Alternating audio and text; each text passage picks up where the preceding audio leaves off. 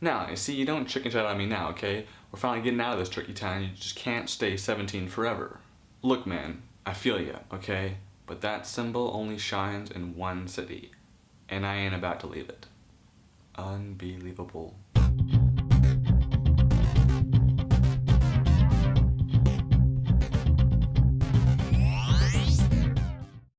It's been a while since my last classic review, but I wanted to get back into it because I missed doing them, and I've also never seen this film before, ever. But I wanted to be careful in doing so because I feel like in the past when I was doing these I didn't always have my heart in it, you know, and I was just rushing them out without any thought. But now I'm taking my time, and hopefully it pays off. So, American Graffiti.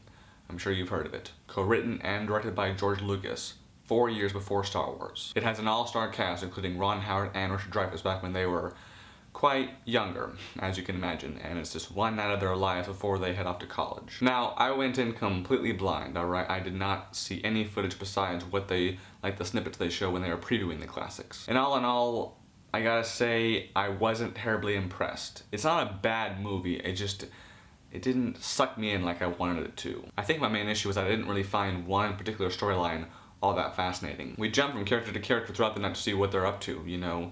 But the thing is that for me at least, not a ton of it was interesting. And the one question I kept asking myself was, are they all just driving around in circles with unlimited gas? Because there's a lot of cruising going on, but not a ton of story. I also found that with Dreyfuss's character, who has probably the most going on in this film actually, that there was potential lost. Because there's the storyline with these Pharaoh guys, and then there's this girl who he sees early on.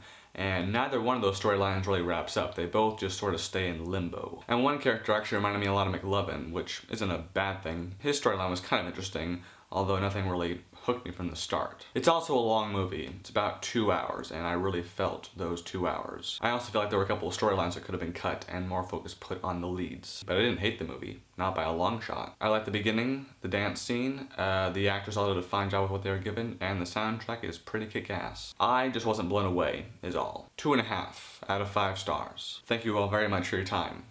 Have an awesome day.